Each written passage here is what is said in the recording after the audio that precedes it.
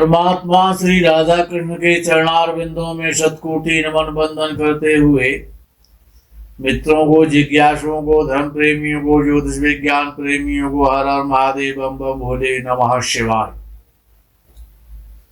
मित्रों, आज हमारी इच्छा ऐसी है कि प्रायः हम नहीं बोलते हैं मंगली दोष वगैरह पर। आज बोलने की इच्छा हो रही है।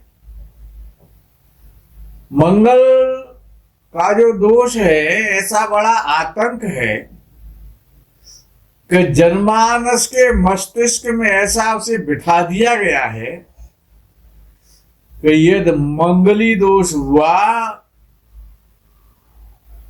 तो ये हो जाएगा, वो हो जाएगा, तलाक हो जाएगा, मृत्यु हो जाएगी, शादी नहीं होगी, यानी क्या क्या आतंक जैसा बैठा दिया गया है, इतना भयभीत कर दिया जाता है। अब विषय ये है कि ग्रह तो मंगल के अलावा 8 ग्रह और भी हैं, उनको उत्तरदायी क्यों नहीं ठहराया जाता? प्रथक्तावादी सूर्य भी है, शनि भी है, राहु भी है, केतु भी है। सारा दोष मंगल को दिया जाता है, अन्य ग्रहों को दोषी क्यों नहीं ठहराया जाता? इस विषय पर महर्षि पाराशर, जैमिनी ऋषि, वराह महर्षि, वैद्यनाथ और जो ज्योतिष के पूर्व काल में जो प्रवर्तक हुए हैं, उन्होंने अपने बड़े सटीक और सही और सैद्धांतिक विचार व्यक्त किए हैं। उन्हीं विचारों को हम आपसे आज साझा करना चाहते हैं चर्चा के माध्यम से। लोगों का, ज्योतिषाचार्यों का, ब्राह्मणों का और जाति वर्ण के लोगों का ऐसा मानना है कि मंगल अगर 1 और 4 और 7 और 8 और 12 भावों में बैठा हो तो कुंडली मंगली हो जाती है। आगे की जो इससे चर्चा है वो महर्षि पाराशर, जैमिनी, वराह महर्षि, वैद्यनाथ, जीवनाथ आदि विशेष आचार्यों की है। वो कहते हैं कि यदि जिस भाव में कुंडल मंगल मंगली कर रहा है, उस भाव का स्वामी, चाहे पहला भाव है, चौथा है, 7वां, 8वां, 12वां, जिसमें मंगल के द्वारा कुंडली मंगली मानी जाती है, ये तो उस भाव का स्वामी, जिस राशि में मंगल कुंडली को मंगली बना रहा है, उस राशि का स्वामी यदि अपनी उच्च राशि में हो जाए तो मंगली का प्रभाव बहुत कम हो जाता है। मंगली का प्रभाव उच्च का ग्रह वो कम कर देता है और मंगली दोष स्वतः कट जाता है, ऐसा ऋषियों का मत है। पहले या चौथे भाव का मंगल मंगली बनाता है। यदि पहले या चौथे भाव में मंगल बैठा हुआ है, यदि वो मेष या वृश्चिक राशि का है, मेष राशि का या वृश्चिक राशि का पहले या चौथे भाव में बैठा हुआ है, तो मंगली दोष कट जाएगा। याद रख लो, ये सूत्र ऋषियों के सूत्र हैं। दक्षिण भारत में कुछ विद्वान, साउथ इंडियन जो विद्वान हैं, वो ऐसा मानते हैं कि दूसरे भाव में मिथुन या कन्या राशि में मंगल हो तो भी मंगली दोष कट जाता है। 7वें घर का मंगल 7वें घर में ही कुंडली मंगली कर देता है। तो वहां पर विद्वान कहते हैं, महर्षि वैद्यनाथ कहते हैं कि 7वें घर का मंगल यदि अपनी उच्च राशि में हो या नीच राशि में हो, अर्थात 7वें भाव में मकर राशि हो या कर्क राशि हो और 7वें भाव में मंगल बैठा हो, तो मंगली दोष खत्म हो जाता है, स्वतः खत्म हो जाता है, कट जाता है। 8वें भाव का मंगल, क्यों 8वें भाव में मंगल मंगली कुंडली को बना देता है। यदि 8वें भाव में मंगल बैठा हुआ है, धनु या मीन राशि का है, यानी बृहस्पति की राशि में, बृहस्पति ग्रह की जो दो राशियां हैं धनु और मीन, यदि 8वें भाव में धनु या मीन का मंगल बैठा है तो मंगली दोष खत्म हो जाएगा, मंगली दोष नहीं माना जाएगा। और 12वें भाव की बात कर लेते हैं। 12वें भाव में कुंडल, मंगल कुंडली को मंगली बना देता है। 12वें भाव का मंगल, ये महर्षि बराह का सूत्र है कि 12वें भाव का मंगल यदि शुक्र की राशि में बैठा हो, यानी वृष राशि या तुला राशि में बैठा हो, 12वें घर में बैठा हो, तो मंगली दोष स्वतः कट जाता है, खत्म हो जाता है, माना नहीं जाता है। और 7वें भाव में मीन राशि का, 8वें भाव में कुंभ राशि का, पहले भाव में मेष राशि का, चौथे भाव में वृश्चिक राशि का, और 12वें भाव में धनु राशि का मंगल हो तो भी मंगली दोष का निराकरण हो जाता है। याद रखना, वैद्यनाथ का मत है, ये बहुत बड़े ज्योतिषी हुए हैं, प्रवर्तक हुए हैं ज्योतिष के। मंगल सिंह राशि या कुंभ राशि का हो और किसी भी भाव में बैठा हो, मंगली बना रहा हो, कोई कहे कि सिंह राशि का या कुंभ राशि का मंगल बैठा 1 4 7 8 12 में, तो वो कुंडली मंगली नहीं मानी जाती है, ऐसा विद्वान कहते हैं। राहु शुभ ग्रहों के साथ, राहु भी मंगली दोष को खत्म कर देता है। कैसे कर देता है उसको सुन लो आप। राहु शुभ ग्रहों के साथ और शुभ राशियों में, शुभ राशि कौन सी है? सम राशियां शुभ राशि कहलाती हैं। और उस राहु शुभ ग्रहों के साथ हो और शुभ राशियों में हो, केंद्र में हो या त्रिकोण में हो, अन्य भाव की बात नहीं है। राहु शुभ राशि में हो, शुभ ग्रह के साथ हो, केंद्र में हो या त्रिकोण में हो, और मंगल पर उसकी दृष्टि जाती हो तो कुंडली का मंगली दोष खत्म हो जाता है। याद रखना, सप्तम भाव का स्वामी बलवान हो या गुरु 7वें भाव में बैठा हो तब भी मंगली दोष खत्म हो जाएगा, कट जाएगा।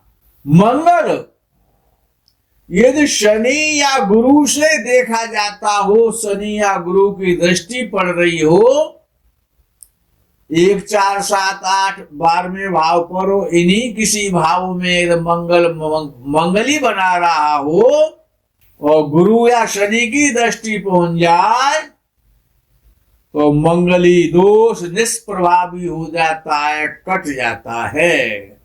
आगे के सूत्र और बता रहा हूं मैं, केवल मंगल का विषय है आज। मंगली दोष कितने प्रकार से कट जाता है।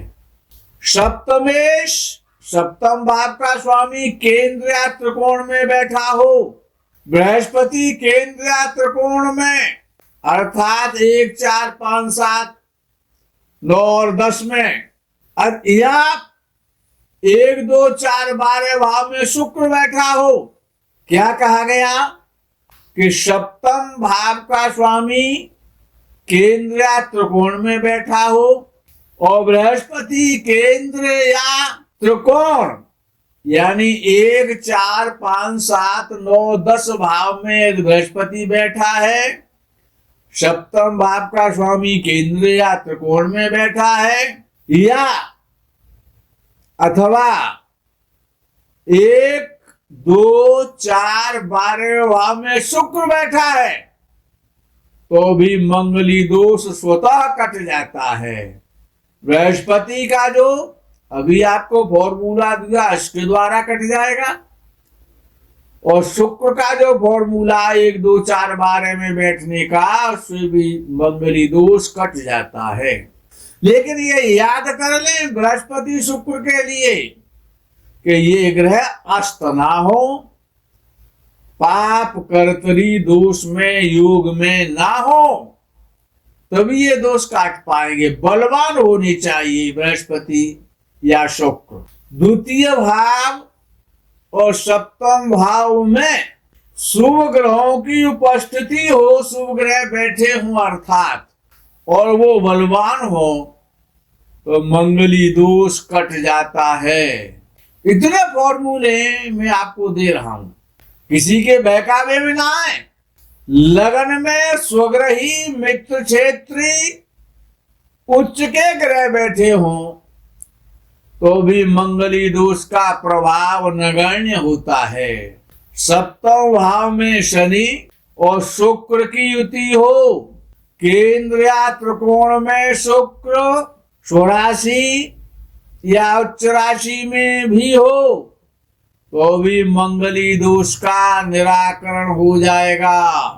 चंद्रमा यदि केंद्र में अकेला हो किंतु बली हो, बलवान हो, शुक्ल पक्ष का चंद्र बली होता है, तो भी मंगली दोष बहुत कमजोर हो जाता है।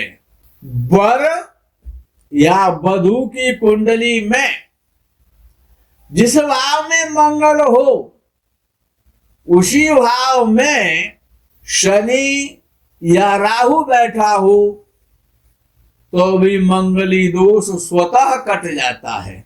यदि मंगली दोष शुक्र, चंद्र और लग्न तीनों से कन्फर्म नहीं होता, मंगली का जो दोष है वो शुक्र को लग्न मान के देखना चाहिए, राशि से देखना चाहिए और लग्न से भी देखना चाहिए। इन तीनों से कन्फर्म नहीं होता है तो उसे आंशिक मंगली, अर्ध मंगली करार दिया जाना चाहिए। ऐसे जो विषय उनमें 28 या 29वें साल के बाद मंगल का दोष स्वयं खत्म हो जाता है, कट जाता है। मंगली दोष के जो निवारण है, जो उपाय है, वो सरल भी है और कठिन भी है। लोगों का, विद्वानों का ऐसा मानना है कि पीपल की पूजा, ब्रह्मा की पूजा, पीतल की पूजा से कुछ मंगल का दोष कम हो जाता है। चतुर्थ भाव के मंगल से जातक मंगली हो तो साधु संत, वृद्धा माताएं और बंदरों की सेवा करनी चाहिए। प्रतिदिन प्रातः काल दांतों की सफाई अवश्य कर लेनी चाहिए। चीनी और शहद का दान करना चाहिए। चौथे भाव की मंगल की बात हो रही है। विकलांग और काले व्यक्ति से मित्रता नहीं करनी चाहिए। जिनका मंगल चौथे में बैठ करके मंगली बना रहा है, विशेष सूत्र है, ऐसे जातक को शिवाराधना और हनुमान जी की पूजा शुभ फल नहीं देती है, ऐसा कुछ विद्वानों का मत है। जबकि प्राय जो प्राचीन विद्वान हैं उन्होंने ये कहा है कि वो बात उनकी माननीय है, उसी के हम पक्षधर हैं जो अब कहने जा रहे हैं कि जिनका मंगल चौथे घर में बैठा है उनको भगवान शंकर की पूजा करनी चाहिए और हनुमान जी की पूजा करनी चाहिए, शुभ फल देगी हमेशा। जिनका मंगल चौथे घर में बैठा हुआ है, ये हमारा अनुभव है और वराह का, पाराशर का यही मत है। सप्तम भाव में यदि मंगल हो तो जातक मंगली माना जाता है। काली भैंस, सांप, बिच्छू, कौआ, मछली और चमगादड़, इनको भोजन देना चाहिए, इनको दाना देना चाहिए, रोटी देनी चाहिए। सांप तो रोटी खाता नहीं है और बिच्छू को रोटी तो देने की आवश्यकता नहीं है, बिच्छू रोटी नहीं खाता, सांप रोटी नहीं खाता है, लेकिन कौआ रोटी खाता है, मछली रोटी खा लेती है, चमगादड़ भी रोटी खा लेती है, तो इनको मीठी रोटी बना करके, जिनका मंगल सप्तम भाव में बैठा हुआ है, मंगल को शांत करने के लिए ये उपाय श्रेष्ठ है। काले उड़द, शराब, सरसों का तेल, कोयला और नमक आदि का दान समय समय पर मंगलवार को करते रहना चाहिए।